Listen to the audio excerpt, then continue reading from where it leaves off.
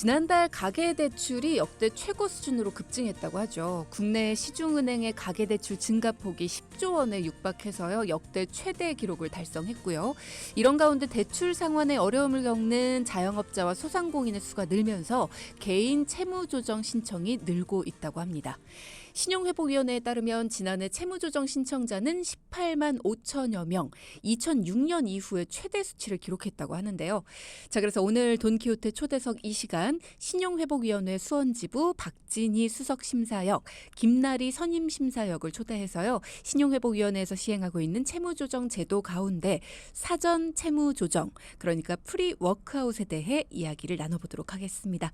두 분 안녕하세요. 안녕하세요. 네, 반갑습니다. 잘 지내셨죠? 네. 네. 한 달 만에 뵙는데 굉장히 자주 뵙는 느낌이 들기도 하고 또 오랜만이라 반갑기도 하고 그렇습니다. 잘 지내셨죠? 이 더위에. 네, 너무 더웠어요 이번 그죠? 여름. 네. 그래도 조금 시원해진 다음에 두 분을 뵙습니다. 일단은 지난번에 채무조정 제도 중에서 개인 워크아웃에 대해서 말씀을 해주셨고 많은 분들이 도움을 받았다 이런 말씀들을 전해주셨어요. 오늘은 사전 채무조정, 그러니까 프리워크아웃에 대해서 이야기를 해주신다라는 이야기 앞서도 제가 전해드렸는데, 이 프리워크아웃 구체적으로 어떤 제도인지 또 어떤 분들이 도움을 받으실 수 있는 건지 먼저 들어볼까요? 네, 신용회복위원회 채무조정 제도는 신속 채무조정, 사전 채무조정, 개인 워크아웃이 있습니다. 네. 연체 일수에 따라 접수 가능한 제도가 달라지는데요. 오늘은 사업 부진, 실직 등으로 연체가 한 달 이상 되어서 발을 동동 구르고 있는 분들이 접수할 수 있는 사전 채무조정에 대해 말씀드리겠습니다. 네. 사전 채무조정은 연체 31일 이상 89일 이하의 단기 연체가 있으신 분들이 접수할 수 있는 제도입니다. 사전 채무조정을 접수하시면 다음 날부터 추심 및 압류가 중단되고 채권 기관에서 연체 정보를 등록할 수 없습니다. 따라서 채무 불이행자, 쉽게 말하면 그 신용 불량자가 되지 않는다는 점에서 네. 신용도 회복에 유리합니다. 사전 채무조정을 접수하시면 빌린 이자율을 30에서 70% 사이로 인하해 드리는데 최대 이자율은 8%를 넘지 않도록 조정해서 최장 10년간 납부할 수 있도록 지원해 드립니다. 네, 그렇죠. 사전 채무 조정 프리워크아웃은 연체가 한 달 이상 된 분들이 신청할 수 있다라고 하셨는데, 구체적으로 어떤 식으로 조정이 돼서 어떤 분들께 부담을 좀 덜어드릴 수 있는지 예를 들어서 설명해 주시면 좀 편할 것 같아요. 네. 만약에 A라는 채무자가 카드론을 5천만 원 받았다고 가정해 보겠습니다. 네. 상환 기간을 5년으로 하고 15%에 빌리게 되면 월 상환액이 119만 원이 됩니다. 네. 이 경우 사전 채무 조정을 접수해서 이자율을 8%로 10년간 상환하는 조건으로 조정되었다고 해볼게요. 그러면 월 상환액이 61만 원으로 줄어듭니다. 네. 또 만약에 이자율 감면이 최대 70%까지 되면 조정 후 이자율이 4.5%가 되고 그 경우 월 상환액은 52만 원까지 낮아집니다. 네. 하지만 상환 기간이 길어지면 상환해야 하는 총 이자가 늘어날 수 있다는 점을 유의해 주시기 바랍니다. 사전 채무 조정을 접수를 해서 이자율이 15%에서 8%로 낮아질 수가 있고, 그게 이제 똑같이 10년이지만 거기에서 이자율 감면이 70%까지 돼서 4.5%로 이율이 더 낮아지게 되면 총 이자액 자체가 거의 절반 넘게 줄어들게 되네요. 이 부분을 기억을 하시면 좋을 것 같고, 방금 주의점 말씀 주신 것처럼 상환 기간이 길어지면 우리가 알고 있듯이 이렇게 상환해야 되는 총 이자는 당연히 늘어날 수밖에 없겠죠. 그 부분은 좀 주의를 해주셔야 되겠다라는 말씀 주셨습니다. 일단은 당장은 좀 어렵기 때문에 매달 갚아야 되는 돈을 더 줄이기 위해서 상환 기간을 길게 해두고 여유가 되면 추가로 더 갚으려는 분들도 계실 것 같아요. 혹시라도 내가 여유가 됐다, 그럼 중도에 내가 이걸 상환을 하겠다라고 하시는 분도 있으실 것 같은데 가능한가요? 네, 중도 상환도 가능합니다. 중도 상환 수수료는 별도로 없으며 중도 상환을 원하시는 경우 저희 고객센터 1600-5500으로 전화 주시면 되는데요. 중도 상환하는 방법은 크게 두 가지로 나뉘어집니다. 네. 첫 번째는 계좌별로 갚는 것인데요. 예를 들어 A은행, B카드사, C저축은행이 있을 경우 그중 하나를 전액 완제한다고 보시면 되고요. 음. 두 번째로는 월 납부 금액의 3회분 이상의 금액이 마련되면 일부 상환을 할 수가 있습니다.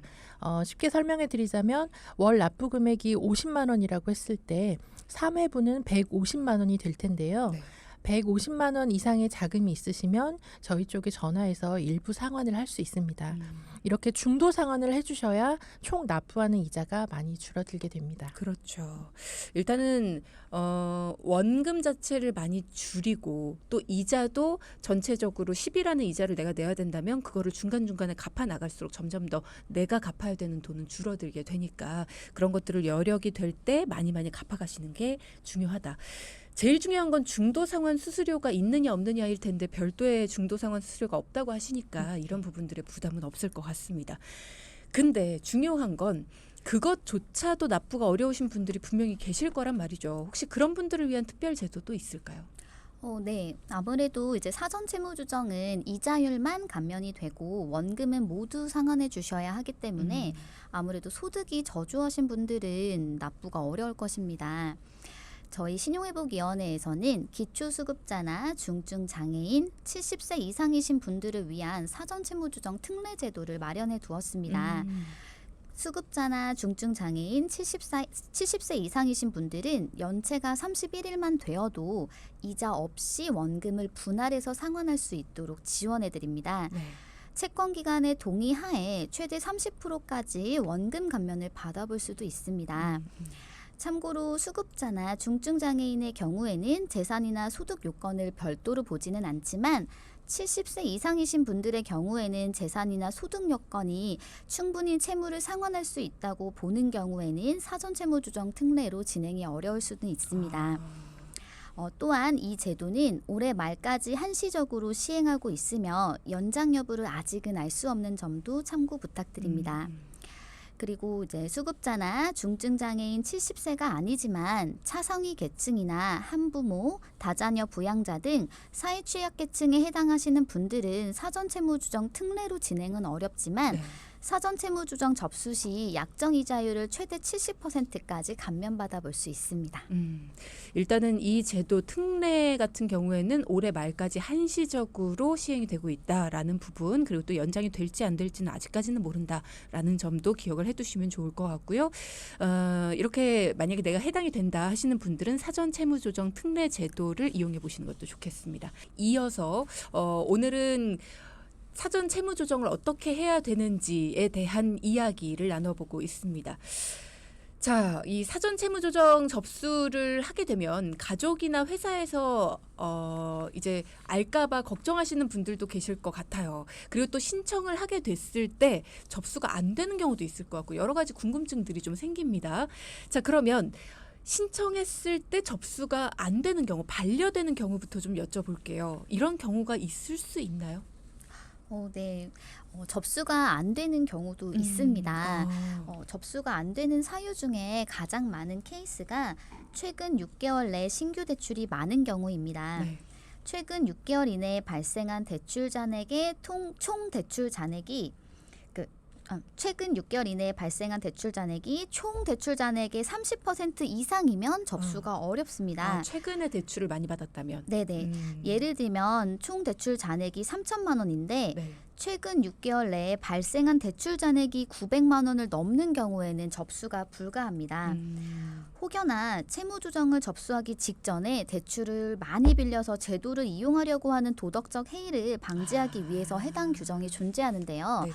이때는 최근 채무 비율이 30%가 넘지 않는 시점에 접수가 가능합니다. 또 채무보다 재산이 더 많은 경우에도 접수가 어렵습니다. 당연하죠, 이거는. 네. 다만 단순하게 채무보다 재산이 많다고 접수가 불가한 것은 아니고 네. 거주 지역에 따른 공제재산가액을 차감하고도 재산이 더 많은 경우에 접수가 거절됩니다. 예를 들면 A라는 채무자가 채무가 1억이고 재산이 2억이라고 가정해 보겠습니다. 이분이 수원시에 거주 중이신 경우에는 공제재산가액이 1억 1,600만 원이기 때문에 2억에서 1억 1,600만 원을 빼면 재산이 8,400만 원으로 계산이 됩니다. 그럼 재산가액 8,400만 원보다 채무 금액이 1억이 더 많기 때문에 이 경우에는 접수가 가능하세요. 그 외에도 또 뭐 접수가 어려운 경우에는 담보가 없는 신용채무가 5억 원을 초과하거나 담보채무가 10억 원을 초과하는 경우 또는 보유주택이 경매 중인 경우 등이 있습니다. 자세한 접수 가능 여부는 방문해서 상담해 주시기 바랍니다. 네, 일단 내 경우가 가능한지가 가장 중요한 거니까요. 그런 네. 경우는 이제 방문을 해서 상담해 주시는 게 가장 중요할 것 같고, 지금 수원시에 거주 중인 경우에 공제 재산가액이 1억 1,600만 원이다라는 말씀 주셨어요. 네네. 공제 재산가액이 지역마다 다른 건가요? 네, 맞습니다. 지역마다 그 해당 그 지역에 따른 이제 사실 뭐 아무래도 임차 보증금이라든지 이런 비용이 다 다르잖아요. 네네. 어느 지역에 사냐에 따라서 그 평균이나 이런 게 음. 다르기 때문에 그런 것들이 지역마다 조금 많이 다릅니다. 그렇군요. 이런 것들도 따로 알아보시면 좋을 것 같고요. 자, 그러면 이런 경우에는 따져봐야지 내가 되는지 안 되는지를 알 수 있는 건데, 아예 채무 조정이 안 되는 채무 같은 경우도 있을 것 같아요. 네. 기본적으로 협약에 가입이 된 채무만 조정이 가능합니다. 협약에 가입이 되지 않은 물품 대금이나 개인 채무, 세금 등은 조정이 불가합니다. 하지만 대부분의 금융기관은 협약에 가입이 되어 있는데요. 네. 신용회복위원회 홈페이지에 들어가시면 협약기관 리스트를 확인할 수 있습니다. 그리고 담보대출은 조정이 어렵다고 보시면 됩니다. 보통 담보대출이라고 한다면 주택이나 차량을 담보로 하는 대출이 있습니다. 그 외에도 전세대출이나 예금이나 적금담보대출, 보험 약관대출 등도 조정이 불가합니다. 또 많은 분들이 좀 잘 모르시는데 햇살론이나 사이돌 대출, 비상금 대출은 보증서 담보대출입니다. 그렇죠. 네. 보증서 담보대출은 대출한 차주가 갚지 못하면 보증기관에서 대신 갚아주기로 하고 나간 대출인데요. 이 또한 담보대출이기 때문에 채무조정에서는 제외됩니다. 그렇죠. 이거를 서민금융대출 뭐 이렇게 이야기를 하지만 네네. 어쨌든 이것도 담보대출이다라는 네. 얘기. 다만 이 대출은 3에서 6개월 정도 연체가 되면 보증기관으로 채권이 이제 넘어가는데요. 그 이후에 추가 신청을 해볼 수는 있습니다. 그러나 그 과정에서 장기 연체 정보가 남아 신용도가 많이 하락한다라는 점은 참고 부탁드립니다. 그렇군요. 일단은 기간이 많이 지났을 경우에는 이렇게 햇살론이나 사이돌 대출, 비상금 대출 뭐 이런 것들은 신청은 해보실 수가 있지만 어쨌든 신용도는 많이 낮아진 상태일 거다라는 점. 질문 주신 분이 있으신데요. 제가 예전에 신용 회복을 한 번 해서 다 갚았습니다. 그런데 2번도 가능한지 궁금해서요. 지금까지 연체는 없는데 도저히 다음 카드값을 못 낼 것 같네요. 라는 말씀을 주신 분이 있으십니다. 네. 저희는 완제하신 분의 경우에는 뭐 접수 횟수에 제한이 없고 언제든 다시 재접수가 가능합니다. 현재 이제 연체가 없는 상태라고 하신다면 신속 채무 조정으로도 접수를 한번 고려해 보실 수가 있으실 것 같은데요. 네. 이제 연체가 없으신 경우에 무조건 접수가 되는 건 아니지만 이제 연체가 1일 이상이거나 혹은 신용도가 하위 10% 이하이신 경우에는 또 접수를 해보실 수도 있고 어쨌든 자세하게 이제 가능한지는 한번 지부에 오셔서 상담을 한번 받아보시면 좋을 것 같습니다. 네. 이게 한 번 했다고 해서 2번이 안 되는 건 아니니 네. 어쨌든 지금 어려운 상황이시라면 도움 요청을 해보실 수 있다라는 점, 그리고 내가 가능한지 아닌지는 자세하게 봐야 되기 때문에 지금 네. 전화상으로나 아니면 지금 문자상으로 어떤 상황을 말씀 주셨을 때 일단 불가능한 건 아닌 것 같다. 그러니까 더 자세한 상황은 일단은 만나서 이야기를 해보면 좋겠다라는 말씀 해주셨습니다. 자, 그럼 앞서 말씀드렸던 그 저의 궁금증, 혹시라도 가족이나 회사에 나의 이런 채무 조정 내용이 통보가 되지 않을까, 이런 부분 걱정하시는 분들도 있으실 네. 것 같아요. 네, 신용회복위원회 채무조정을 접수했다는 사실이 가족이나 회사에 통보되지는 않습니다. 혹시 걱정되셔서 우편물 등을 받는 것을 원치 않으시면 접수하실 때 우편물 거부 등록을 해달라고 요청하시면 되고요. 이제 다만 뭐 채권기관에서 일괄적으로 보내는 우편물이나 신용회복 신청하기 전에 이루어진 법적 조치에 대한 법원의 우편물이 또 갈 수 있다는 점은 네, 참고 부탁드립니다. 왜 대출 같은 거 받을 때 정말 거기서 재직하나요? 이런 거 확인 전화 가고 뭐 이럴 때 있잖아요. 그래서 그런 비슷한 것 때문에 좀 걱정을 하시는 것 같아요. 네. 사무 채무 조정을 신청하고 확정하는 데까지 사전 채무 조정, 사전 채무 조정을 신청하고 확정하는 데까지 보통 얼마나 걸리나요? 확정이 되지 않는 경우도 있을 것 같은데 어떤 경우가 그런지도 궁금하고요. 네, 보통 접수하고 확정 시까지 2달 정도 소요가 됩니다. 접수하시면 다음 날부터 모든 독촉 및 압류는 중단되기 때문에 걱정하지 마시고 기다려 주시면 되는데요. 네. 채권 기관에서 채무 금액 등을 신고해 주면 담당 심사역이 채무 조정안을 작성하고 심의위원회에서 심의를 거치게 됩니다. 이 심의 통과가 되면 그 이후에 채권 기관의 동의 여부에 따라 확정 여부가 결정됩니다. 만약 금액 기준 과반수 이상의 채권 기관이 부동의를 하게 되면 확정이 되지 않습니다. 하지만 보통 채권 기간이 한두 개거나 대부업체 위주의 채무가 아니라면 동의율은 매우 높은 편입니다. 확정이 되시면 문자나 카톡 등을 통해 확정이 되었다는 사실을 통보받게 되는데요. 네. 확정일로부터 2주 이내에 어플이나 홈페이지를 통해 합의서를 체결하시거나 인근 지부에 방문하셔서 교육을 듣고 합의서를 체결해 주셔야 됩니다. 그렇군요. 그럼 확정이 됐어요. 그래서 내가 상환을 잘 할 수 있을 거라고 생각을 했는데 막상 되고 나서도 상환이 좀 어려운 경우가 있을 수 있잖아요. 그런 경우에도 또 지원을 받을 수 있을까요? 상환을 하는 중에 실직이나 질병, 폐업 등으로 인해서 납부가 어려워지시면 6개월간 이자만 납부하는 상환유예 재조정을 받아볼 수 있습니다. 미납이 발생하더라도 3회까지는 문제가 없지만 4회 이상 미납이 되면 효력 상실, 즉 취소가 될 수 있습니다. 실효가 되면 다시 채권기관으로부터 채무 독촉이 진행됩니다. 따라서 지속적으로 변제금을 상환하기 어렵다면 고객센터에 유예가 가능한지 문의 꼭 해주세요. 유예도 가능하다고 하니까 일단은 내가 도움이 필요하다면 먼저 도움 요청하시는 용기가 필요할 것 같고 그 이후에도 힘들 때에는 내가 먼저 어떤 상황인지를 말씀을 주시면 최대한으로 도와드릴 수 있는 노력이 있으니까 그런 부분들은 언제든 도움 요청을 하시면 될 것 같습니다. 반면에 변제금을 성실하게 납부하는 분들한테는 뭔가 이런 부분은 혜택을 좀 주어야 되지 않을까 싶어요. 어때요? 네. 저희가 변제금을 6회 이상 납부를 해주시면 신용회복위원회에서 성실상환자 소액대출을 받아볼 수 있습니다. 지난번과 동일하네요. 네네. 네. 상환기간이나 용도 등에 따라서 최대 1,500만 원까지 대출해 볼 수 있는데요. 네. 다만 이제 소득이나 용도 증빙이 어려운 경우에는 최대 500만 원까지입니다. 이율은 3에서 4%로 매우 저렴하고 최장 5년간 상환해 볼 수 있으니 급하게 목돈이 필요하신 분들은 대부업체에 문의하지 마시고 꼭 신용회복위원회로 연락 바랍니다. 네. 또 6회 이상 납부 중이신 경우에 저희가 30에서 50만 원의 한도에 이제 소액 신용카드를 발급해 볼 수도 있는데요. 신용도나 납부 이력 등에 따라서 그 한도는 증액이 가능하다고 합니다.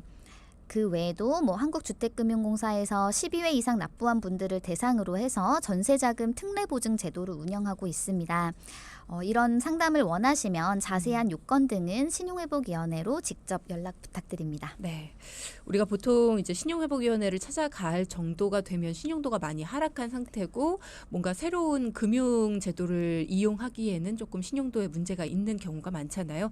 그럴 경우를 대비해서 이렇게 변제를 잘하고 있다. 이렇게 성실 상환자가 됐다라고 한다면 소액 대출도 가능하도록 도와드리고 있고 그리고 소액이지만 그래도 이렇게 신용카드도 발급을 받아볼 수 있다라고 하니까요. 이런 부분들은 신용회복위원회에 따로 문의를 해주시면 급하게 목돈이 필요한 경우나 아니면 내가 생활비를 좀 써야 되는 경우 이런 경우에도 이용하실 수 있는 혜택들이 있네요. 네, 오늘 채무조정과 관련한 이야기를 정리해주고 계십니다. 신용회복위원회 수원지부 두 분과 함께하고 있는데요. 질문 들어온 것들 궁금증 조금 해소해드리고 우리 준비된 이야기 하겠습니다. 지금 채무조정과 관련해서 여러 가지 방안들, 이 제도들에 대해서 설명들을 쭉 해주셨는데 오늘 사전채무조정 그리고 또 맨 처음에 신속채무조정에 대해서 말씀해 주셨고 그 다음에 개인 워크아웃에 대해서도 말씀을 해주셨어요. 신용회복위원회가 가지고 있는 채무조정제도 이 세 가지에 대해서 오늘 이야기를 나누면서 굉장히 열심히 들으신 분인 것 같습니다.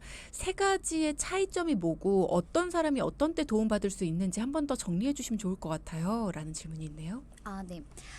일단 신용회복위원회 제도는 연체 일수에 따라서 접수가 가능한 제도가 달라집니다. 먼저 연체가 없거나 신용도가 하위 10% 이하이신 분들은 신속 채무 조정을 이제 접수를 할 수가 있는데요. 네. 이제 연체가 없는데 10% 이하이시거나 혹은 연체가 1일 이상이신 분들은 신속 채무 조정으로 접수가 가능하시고 네. 연체가 31일 이상이신 경우에는 프리 워크아웃 사전 채무 조정 접수가 가능하시고 또 90일 이상 연체가 되신 경우에는 개인 워크아웃으로 접수가 가능합니다. 먼저 신속이나 사전 채무 조정의 경우에는 이자율만 감면이 됩니다. 그래서 원금은 다 상환을 해주셔야 되고 저희가 이자율을 깎아드리는데 이제 신속의 경우에는 이자율 상한선이 높아요. 이제 카드의 경우에는 10%, 카드 외의 경우에는 최대 15%까지도 이제 이자율 상한선이 나오고요. 이제 사전 채무 조정은 31일 이상 연체가 되신 분이 접수를 할 수가 있는데 그 경우에는 이자율 상한선이 8%로 좀 내려갑니다. 또 이제 개인 워크아웃, 이제 90일 이상 연체가 된 경우에는 장기 연체라고 보는데요. 그런 분들은 이자 없이 원금을 갚거나 혹은 원금에서도 일부 감면을 받아서 나눠서 내는 제도라고 봐주시면 될 것 같습니다. 네. 그러니까 여러 가지 그 안에서도 여러 가지 상황들이 있는데 그런 것들은 이제 자신이 서류를 접수해보고 또 어떤 상황인지를 봐야지 어떤 경우가 될지 얼마나 감면을 받을 수 있는지 또 네. 원금까지 내야 되는지 말아야 되는지 이자율은 얼마나 감면받을 수 있는지 이런 거는 정리가 되겠네요. 네네. 네, 일단은 어떤 부분이 필요하신지에 대해서 정리해 주시면 될 것 같고요. 한번 도움이 필요하시다면 신용회복위원회를 찾아주시면 될 것 같습니다. 자, 그리고 질문 주신 게 신용회복위원회에서 채무 조정을 받던 중에 청약에 당첨되면 제한이 있을까요? 라는 질문도 주셨어요. 요 얘기도 우리 김나리 선임인 것 같아요. 네. 신용회복 중이라고 해서 청약 당첨되는데 제한이 있지는 않습니다. 네. 다만 이제 청약이 되시면 보통은 이제 그 주택을 한꺼번에 구매할 자금이 부족하시니까 이제 담보대출을 받으셔야 되잖아요. 그렇죠. 그런데 이제 신속이나 사전 채무 조정을 하시는 분들은 이제 신용정보표상에 신용회복 중입니다라는 코드가 뜨지는 않습니다. 그래서 이제 본인 신용도에 따라서 담보대출이 되신다면 뭐 그거는 담보대출을 받으시면 될 거고요. 이제 다만 개인 워크아웃을 하시는 분들은 확정이 되시면 1년간 신용회복 중입니다라는 공공기록 코드가 뜹니다. 그래서 그 1년간은 아무래도 신용도가 매우 좋지 않으실 거라서 네. 그때는 조금 대출이 어려우실 수 그렇죠. 있을 것 같아요. 그래서 네. 대출에 제한이 돼서 이제 청약을 망설이시는 거지 청약 당첨 자체에 제한이 있지는 않습니다.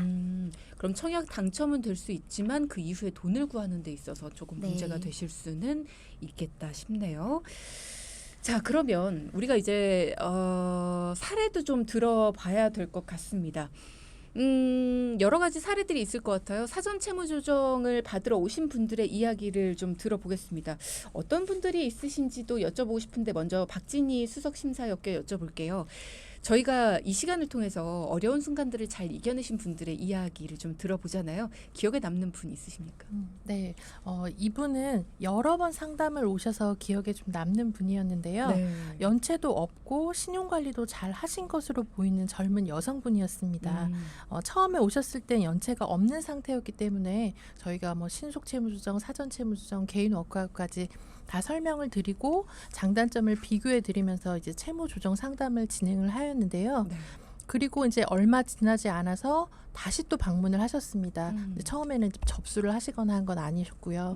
네. 다시 방문을 하셨고 보니까 처음과 같이 또 연체가 없는 상태였습니다. 근데 그날은 그분이 이제 본인 이야기를 조금 들려주시더라고요. 네. 재직 중인 회사 사정이 어려워져서 지금 5개월째 월급을 못 받았고 네, 저축해놓은 돈으로 생활비와 금융비용을 사용하고 있는데 곧 그 돈이 바닥을 보이기 이제 직전이라고 하셨습니다. 그 처음에 돌려막기를 좀 해보겠다고 카드론과 현금 서비스를 사용했던 게 후회가 된다며 한숨을 쉬셨는데요. 그래도 다시 한번 정상적으로 갚을 수 있도록 야간 아르바이트라도 해본다고 하셨고 정말 어쩔 수 없을 때 다시 또 오시겠다고 네, 하면서 그날도 네, 그렇게 상담을 종료를 했는데요. 네. 그리고 이제 3달 가까이 지났을 때쯤 그분과 다시 상담을 하게 되었습니다. 이제 다시 또 오신 거예요. 네. 네, 정말 신용을 지키고 싶어서 노력했지만 회사는 문을 닫아버렸고 야간 아르바이트 중에 손에 화상을 입게 되면서 도저히 정상적으로 대출을 갚기 어려워져 다시 오게 되었다고 했습니다. 네. 그날 그분의 신용정보 조회를 해보니 저축은행 대출 한 건이 이미 연체 37일 중인 것으로 확인이 되었습니다. 그분은 지금 당장 이 빚들을 한 번에 갚을 수 없으니 상환 기간만이라도 길게 해준다면 꼭 잘 갚겠다 하시면서 이 사전 채무 조정을 그날 신청을 하셨습니다. 네, 워낙에 고금리 대출이 많다 보니 그래도 사전 채무 조정을 신청하면 지금 약정한 이율에서 30에서 70% 낮아진 이율을 적용해서 최장 120개월 동안 원리금 분할 방식으로 채무 상환을 해 나갈 수 있을 것이라고 네, 안내를 해드렸습니다.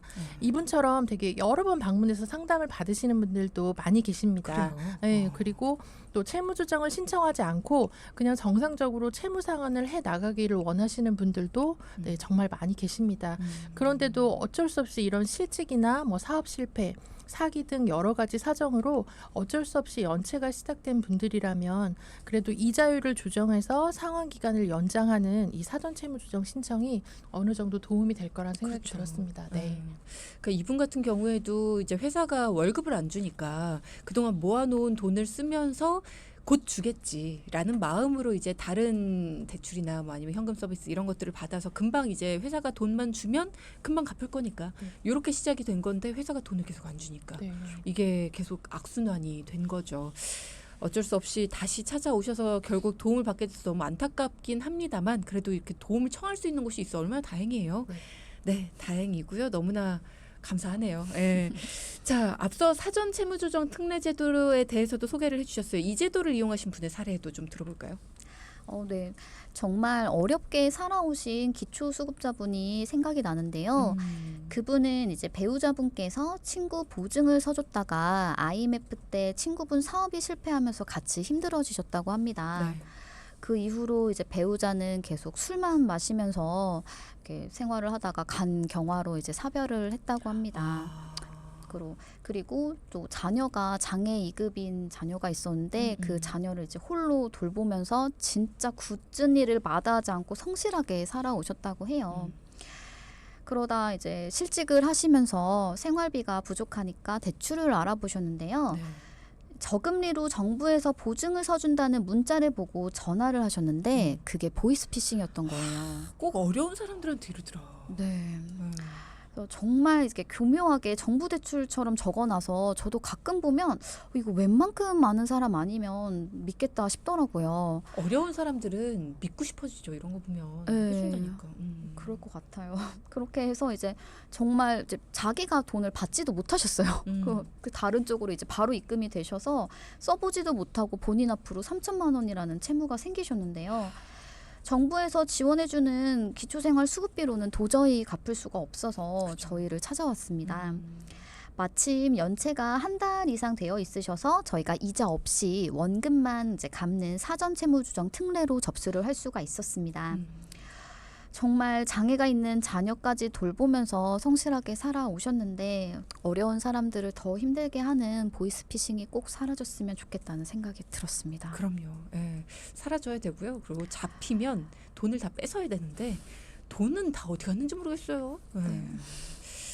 참 그렇습니다. 어려운 분들이 더 어려워지는 이런 일은 없어야 될 텐데라는 생각이 다시 한번 들고요. 채무조정 상담 오늘 얘기를 들으면서 이렇게 어려울 때 손을 잡아주는 곳이 있구나 하는 걸 또 아신 분들이 있을 것 같습니다. 어디로 연락을 해야 되는지 또 필요한 서류들도 있을 것 같아요. 네. 상담을 원하시면 신용회복위원회 고객센터 1600에 5500번으로 전화를 주시거나 신용회복위원회 사이버 홈페이지에서 직접 인근 집으로 예약을 해주시고 방문하시면 됩니다. 네. 신분증은 반드시 지참을 해주셔야 되는데 아직까지는 모바일 신분증이 인증이 불가하기 때문에 실물 신분증으로 지참 부탁드립니다. 네. 또 소득이나 재산을 증빙할 수 있는 서류도 지참해 주시면 좀 더 상담하는 데 도움이 되고요. 또 수급자나 장애인 등 사회 취약계층을 증빙할 수 있는 서류도 지참해 주시면 좋습니다. 네. 감사드리고요. 오늘 시간이 많지 않아서 두 분 중에 한 분만 마무리 말씀을 좀 부탁을 드리겠습니다. 우리 박진희 수석 심사위원께 부탁을 드려볼까요? 네. 어려운 상황을 이야기한다는 게 또 특히 나의 채무 문제를 이야기한다는 게 쉬운 일이 아니라는 건 잘 알고 있습니다. 하지만 문제가 생겼을 때 또 문제가 생길 것 같을 때 그래도 신용회복위원회와 함께 상의하신다면 도움을 받으실 수 있을 것입니다. 희망을 향한 새로운 시작 신용회복위원회가 함께 하겠습니다. 캠페인인가요? 희망을 향한 새로운 시작 신용회복위원회가 함께하겠습니다. 라는 말씀 주셨어요. 언제 한번 저희 라디오에도 캠페인 한번 두 분이 나오셔서 해주시면 좋을 것 같고요. 오늘 말씀 잘 들었습니다. 신용회복위원회 수원지부 박진희 수석심사역 김나리 선임심사역과 함께했습니다. 감사합니다.